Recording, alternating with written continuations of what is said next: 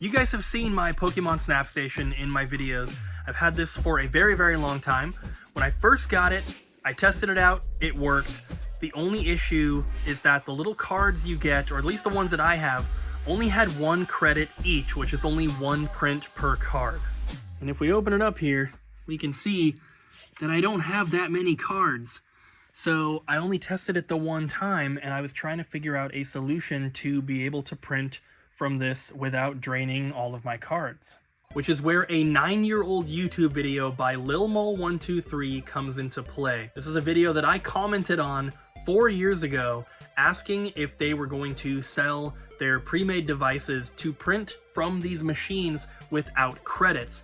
If you watch that video, which I will link in the description down below, they go over this entire process where they had this special chip that they had some code they put onto it, and basically were able to bypass the need for a physical card with a credit on it, and you could have basically unlimited credits. They commented back to me at the time, 4 years ago, and said no, they were not planning on offering them for sale because there were some issues between various versions of the Pokemon Snap Station. But then they replied to that comment again, I think 2 years after I had posted it. They said that they were offering them for sale and had their email left there as contact if anyone wanted to buy one. I saw that comment this year, so 3 years after they commented it, thinking they probably don't offer these anymore, but let me email them and check. And it just so happens that they do, and I got one right here. So this is the device that they sent me. It was $64 with free shipping. pretty nice number for what it is. And I'm going to hook this up and see if it works. If you want to see exactly how this works and how to hook it up, you can watch their video. Like I said, it's going to be linked in the description down below. This is probably going to take me some time, so I'm going to do it off camera. But I have a pretty cool plan for this, and I'm hoping that it all works out. That took way longer than expected, but it is plugged in there. I got the power and everything. So I'm about to turn it on, and there's no card in here, as you can see, so this should say 0. Well, normally it would say 0, but it should say 1, so it should have 1 credit.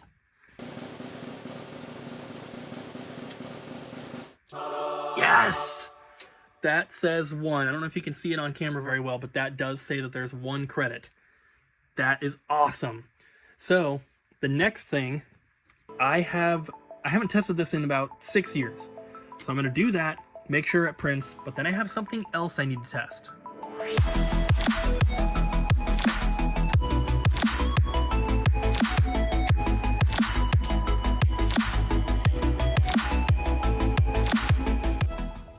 So, they definitely printed. There's some black smudges on the top and bottom for some reason.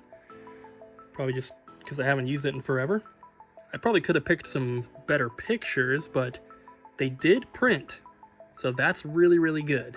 And we're back to 1 credit again, and I haven't done anything except for print. So it changed to 0, then changed it back to 1.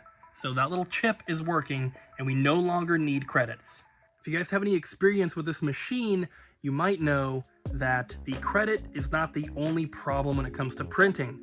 Another big problem is the paper.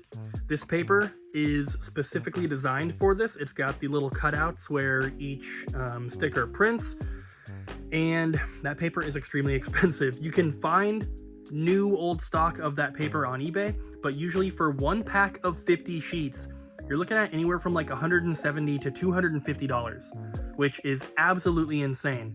So I took some measurements, and it turns out this sheet, this paper, is 4x6. That's a pretty standard size for photo paper. So I went to Goodwill and I found some of my own. This does not have the little perforated sections for the stickers, but honestly, the majority of people who are printing these off these days are probably not taking the stickers off and putting them on anything. So printing on normal paper should be okay in most cases. So I'm gonna try it out and see if this actually works. This is just normal Canon paper, but it happens to be, this is just Canon photo paper.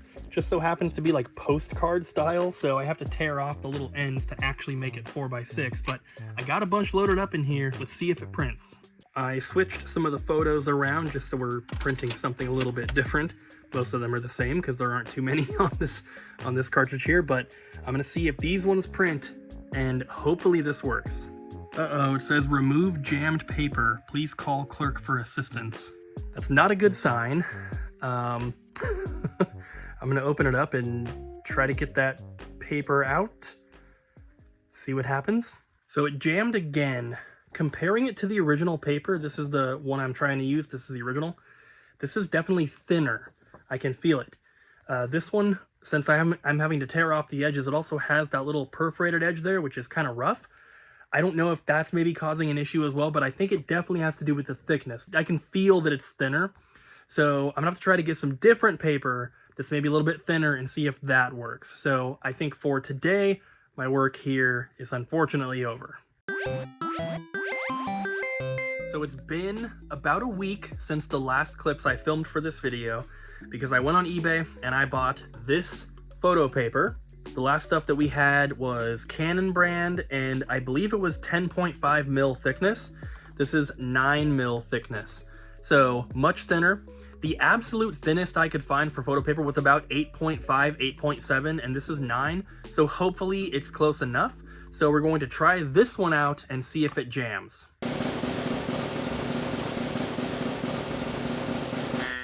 So it's saying out of paper. There is a sheet of paper in there, but something that I realized after filming that last clip, when I tried to put the paper in the little holder thing, the paper is actually a little bit too big. So I tried to trim off the edge a little bit, but I just have normal scissors here. I don't have like a paper slicer, so it's not perfect. I'm gonna try to trim a little bit more because it's still a really tight fit in the little paper cartridge or whatever you want to call it. Hopefully it will actually print, but the paper's technically not the right size, which is very weird because it's supposed to be 4x6, and that Canon paper that we tried before was also 4x6, and that paper fit fine, so I don't know, this is really weird. It took the paper that time. Oh, jammed.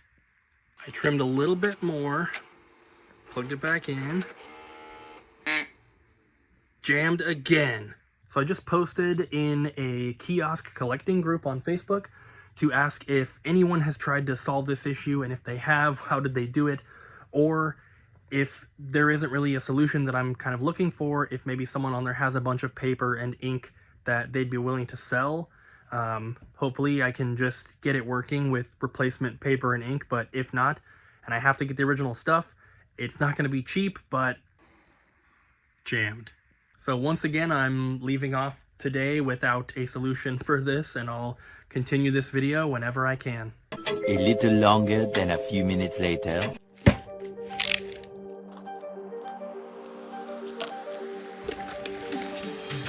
This is what we needed.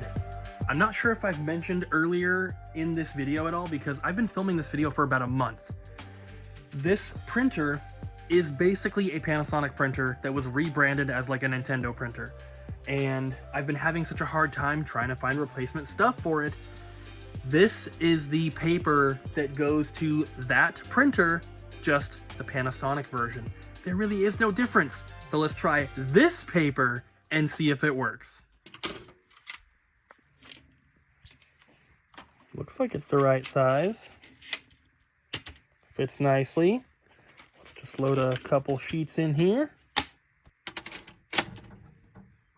Here we go. Please don't give us an error.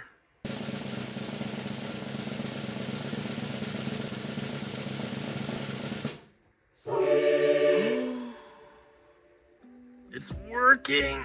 Oh my God. So the little stars here, we have 1, 2, and 3. It's kind of the, I don't know, it's like how it kind of counts down. Basically, it's like the cycle that it's going through. So once it has all 3 stars, that is when it's on like the last step, and then they will finish. We did not get to this point with the other paper, so this is not jamming, and it does appear to be working. We're on star number 2. Oh my gosh, this is so exciting. We still have our little chip installed, so we get the unlimited free credits without the use of a card. As you can see, there is no card in there. I mean, it looks like this paper is gonna work, so hopefully it does. I actually haven't printed since opening the printer and cleaning the rollers, So we'll see if those black smudges are still there as well. Star 3, guys. Oh my gosh. I cannot wait. Here we go. The smudges are gone for the most part. You can still see a little bit right here. But that is amazing, guys. This paper works. Now, the only thing is that this is not sticker paper. So you can't like peel these off. You could cut them out, I guess, and tape or glue them onto something if you wanted to, but it is just photo paper. Either way, that issue is solved. The only other issue that we needed to solve was the ink, because the ink that's in there is supposed to only work for 50 prints. Well, guess what? Not only does this come with 50 sheets of paper, but it also comes with an ink cartridge. And this was a factory sealed case that I got here. So that will do 250 prints for ink and paper.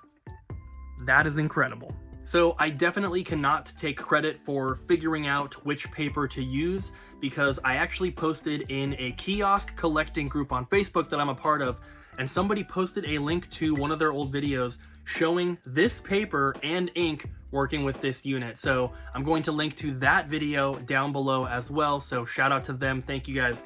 Thank that person so much for pointing me in the right direction. So the only issue, like everything is solved for me personally. I got a ton of paper, I'm good to go. The only thing is, that was all the paper that was on eBay, minus one single pack that was listed for like $60 from a different seller. I got this 5-pack from Germany, I think it was, and after shipping, fees, tax, everything, it was about $191 for 250 prints. Compare that to the original paper, which is about $200 just for 50 prints. Much better deal, but this was the last 5-pack that this seller had in stock. The only other one listed was a single pack of 50 from someone else, like I said, for about 60 bucks. So I think I did pretty good, but if we ever go through that 250 prints, we'll be in the same situation again, looking for more paper. But that's probably not going to happen, right? So I'm super, super happy, and I can't believe that it worked. So now for the big announcement, guys. My store, Double Jump Video Games, is about to move to a brand new location, which is going to be double the size. We are building a miniature Blockbuster inside of our store to house not only our movies, but also music and soundtracks and CRT televisions that we have in stock and all that kind of stuff. We're going to be taking this Pokemon Snap Station to the store, and we are going to allow customers to print off their Pokemon Snap photos. There will be a charge. We're going to do $5 per print to help cover the cost of materials, plus an employee will have to kind of help them get set up.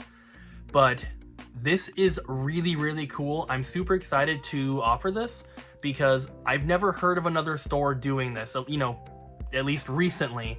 Obviously, you would go to Blockbuster back in the day and do this, but to kind of recreate this in 2024 in what is essentially going to be a miniature Blockbuster, I think is going to be super, super cool, and I can't wait for that first customer to come in and be like, hey, I brought my Pokemon Snap cartridge, I want to print my photos, and I want to help them out. I want to be the first person to help them and get it done, and it's just going to be so cool. I've already photoshopped a big poster that's going to go above this on the wall that explains you can print your photos at our store for only $5, and hopefully 250 prints is going to last quite some time. I can't imagine this is going to be the most popular thing at the store, but I do think it'll be really cool. And for those hardcore collectors and for the people that remember doing this at Blockbuster when they were younger, I think it's going to be a really, really cool thing to experience in 2024. So that is pretty much it. Thank you guys so much for watching this video. It took me like a month and a half to film it, but we finally got everything figured out and I could not be happier. So don't forget to like, comment, and subscribe, and I'll see you guys next time.